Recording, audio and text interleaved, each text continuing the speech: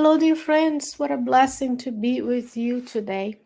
Here we are for another study of one of the articles of the Spiritist magazine.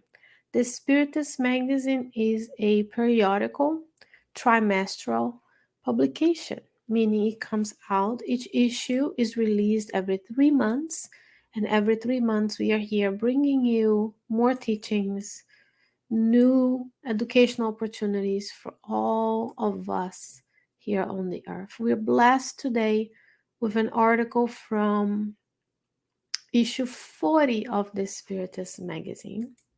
However, remember, I'm going to wait for people to join us, so you can visit spiritistmagazine.org, where you can find the link to download the app to your phones for your tablets. You can also find the links to download the PDF version of the magazine, which I'm going to be showing you and using for this study shortly, and as well as ordering the physical copy of the magazine if you wish to do so. So issue 40, in the article we're going to talk about today is individual guidelines in groups. So how should you and I behave when we are in a group doing an activity such as this one? And did you know, yes, a lot of activities are done in group. None of us lives alone. We are part of a society. We fulfill the law of society. So we need to know how to behave when we are with others. So we can practice, we can make practice makes perfection. And then when we get to the next life, we're a little bit more seasoned in working in groups as well. And this endeavor is a group endeavor, because I depend on the folks who build the microphone, the computer, the camera, the translators, the editors, the graphic designers of the Spiritist magazine to be here with you today. So how should we behave when we are in groups? Welcome everybody. I hope you're doing well. Feel free to leave your comment, share your questions. Remember, we want to make sure that others can also partake in this beautiful endeavor that we have today. So here's what the PDF version of the magazine looks like. You're looking at my screen. Issue 40 came out in March of 2018. And every issue you encounter one article from the book Spiritist Conduct by Luiz, for example. Articles this is from the book Evolution into Worlds, which we have a playlist here at Kardec Radio. And if you scroll down, you can open the app and read and partake with me as well. It's very easy to use. And you can see here scrolling on the side. We've talked about this one before, disturbing emotions. You have messages from Joan de Angelis. I believe this is the book after, it's actually New Directions for a Spiritist Center. Then we have an article about compassion. We have this one about a little more kindness we've discussed before from Claudio Sinotti. And then we have a beautiful article on about Euripides Barçanovo. And most of the magazine issues have teachings for the young as well. So it's very important that we bring in our young, the newest generation, to partake in this endeavor with us as well. So for the young and for the not so young, we have everybody included on the Spiritist magazine. So here it is. It's individual guidelines in groups. And this article is from the book Educandário de Luiz. And there is a study at Kardec Radio as well of each message of this book.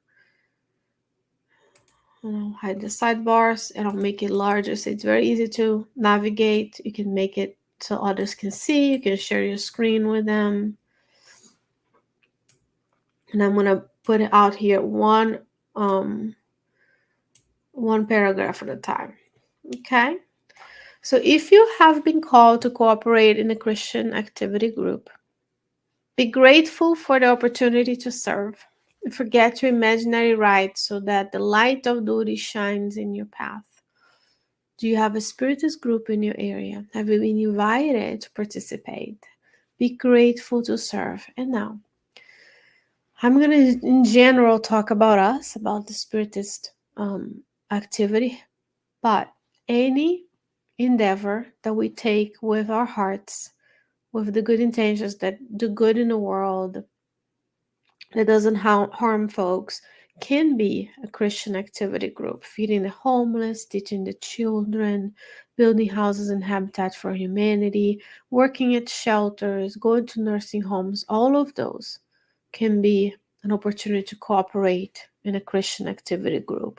Let's go back to our master.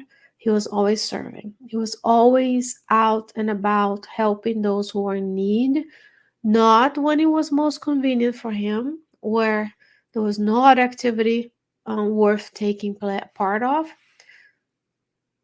but everywhere he went to the needy. He didn't sit on a palace comfortably and waited for people to come. He went into the needy places, and that's what we have to start practicing. Is always when you are somewhere looking to see if there's a need. Why is God allowing you to be there? Why are you walking on that street? Why are you in that group? Why are you doing this activity with this team? That's because there is something you can uniquely contribute to do. So any activity we do can be an activity, a Christian activity group. Now we have to understand that we have to be with good intention, doing the good, not harming anybody. It needs to be morally sound, right? Not all activities, but most activities. So we can make our workplace a place where we serve. We can make the Spiritist group even better. We can make the volunteer opportunity a place to cooperate. So if you've been invited, I'm going to most of the time talk about the Spiritist studies and the Spiritist groups. And be grateful. So we are grateful today for the opportunity to serve. And then we forget rights. Yeah, I will go but only if I get a title. I'll go only if it's the time that is more convenient for me. So we forget our rights, and we participate as humbly as a team so the light can shine in our path. So the spirits can help us. The spirit mentors can come to our aid as well. He says paying monthly tuition and collaborating with money is not difficult, even though, let's be honest, a lot of spiritists could do a little bit better in that manner, because there is rent, there is light, electricity, internet, taxes, safety systems. There's a lot of cost, and we need to do a little bit better to fund that, but nourishes our souls as well. Give the direct aid of your forces in the work to be performed. So if you can't do the part that is monetary, that keeps the roof over our heads, then we infuse the work we do in the group with love and compassion and kindness. And we work arduously, as Andrea Luiz says in the book Green Light, so that we can put every single thing we can, tangible and non-tangible, into the work we do. Be kind to your companions as you feel you deserve it from them. Always, we start from the point of treating others as we wish to be treated. So if you're looking for kindness, we treat them kindly. Cordiality is the foundation of peace. This is a spiritist activity, right? Before demanding new manifestations from spiritual friends, how many of us goes to the Spiritist Center wanting the message from our loved ones? And there's nothing wrong with it. But he says, before we do that, do not fail to manifest in turn through acts, words, and thoughts the sublime values you have already received. So before we ask, we give. Through acts, words, and thoughts, the values we've given, all the teachings we have received, all the blessings that we have in this lifetime. If the exchange with the invisible plane is pleasant, the work of human experience is eminently important. So before we, of course, we are curious, of course, we miss them, of course, we want to know, but first we give. We give all of ourselves and we show to ourselves and to the spirit mentors of that group, I'm committed, I'm kind to others, I'm here to serve. I will have a little bit less in my personal life, a little bit less fun, a little bit less activity, a little bit of less of keeping up with the neighbors, to be here on a Saturday morning, on a Sunday morning, or at night doing a study. Then I give.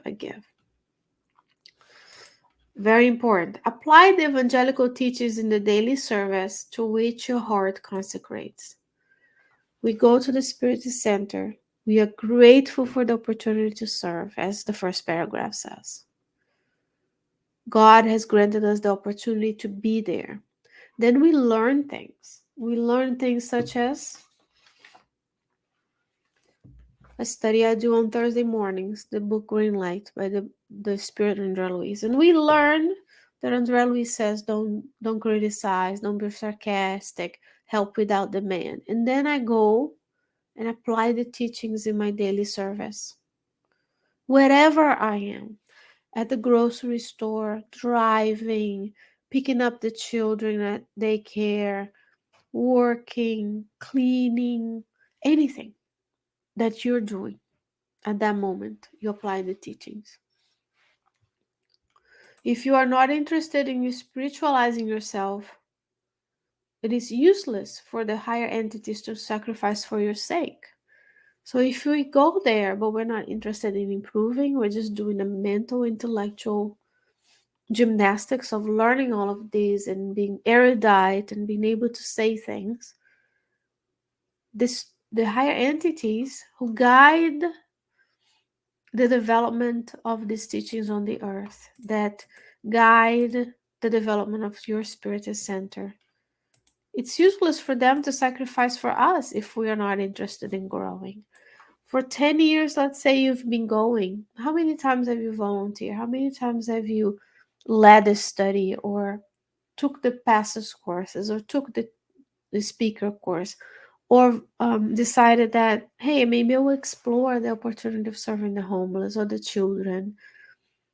If we are not invested, why would they do that for us? Nobody in this world can do the work that you and I are here to do. We are here to learn and to improve, and yes, to redress past mistakes. But we need to do the work ourselves and not expect that the spiritual entities are just going to sacrifice if we are not open to applying the teachings in our daily lives. Do not criticize or reproach. How many go to the Spiritist Center and they point out everything that is missing? You don't have this, you don't have that class, or I don't like the carpet color, or whatever, which I'm making it silly, but they're not doing the work. So when you go to this Christian activity, on top of gratefulness, we don't criticize or reproach the work that is done. If I'm dissatisfied, if I don't agree, I can go and start another place, because there is no top-down hierarchy that says you can't, right? You can start a study group in your home today if you wanted to. Now, instead of criticizing and reproaching, we do the good that is within our reach, because the problem is not to repeat. If it were me, I would do it, but to focus on our personal obligations before Christ. After all, dear friends, the work we're doing here is for Christ. Yes, there are leaders, there are organizers, there are presenters, there are translators, but it's all for Christ. We're not working for a person, because there's no perfect person right now to work for on the earth. Only Christ was the one without blemish.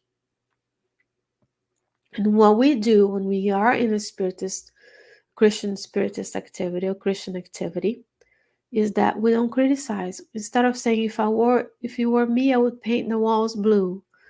No, We focus on, I'm here, God is granting me this opportunity. How can I serve?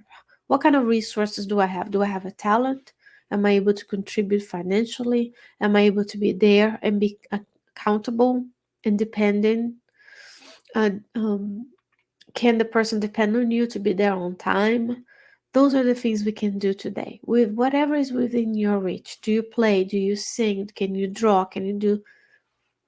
There's so many opportunities. That's the beauty of being in a group, because we all have different complementary abilities. So I can do certain things that you can't, and you can do certain things that I can't. So we complement. We see the good in others, we see their talents, and we bring them in, gently reminding them of the personal obligation before Christ that each and every one of us has.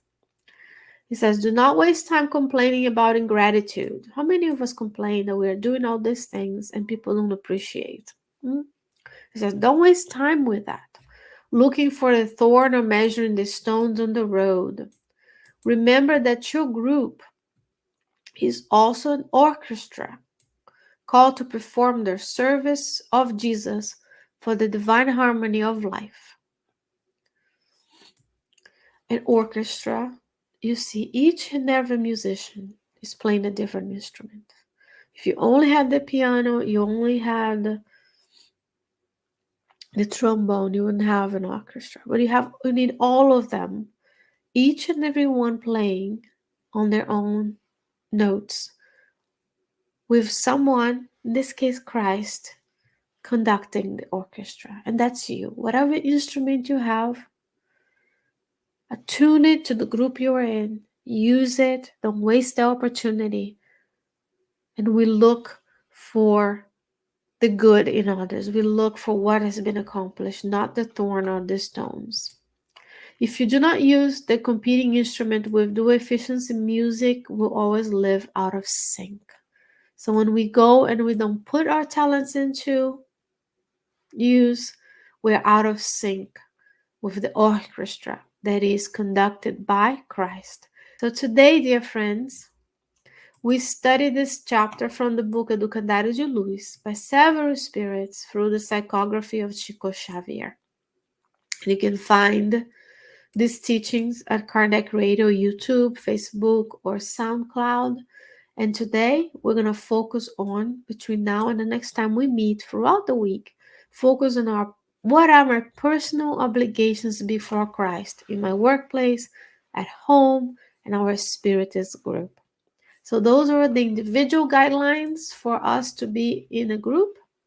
And this message focused primarily on how we behave in Spiritist groups. But remember, all that we learn here can be of service in all aspects of our life. But the book do Candido de Luiz is focused on the Spiritist home, the Spiritist center as well. Dear friends, that's all we have for today.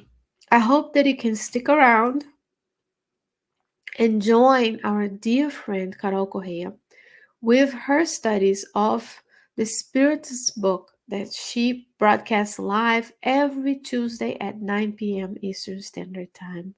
What a loving soul. Again, teamwork at Kardec Radio. We all do our part to spread the good news of Christ. Between now and the next time we meet, I hope you stay well.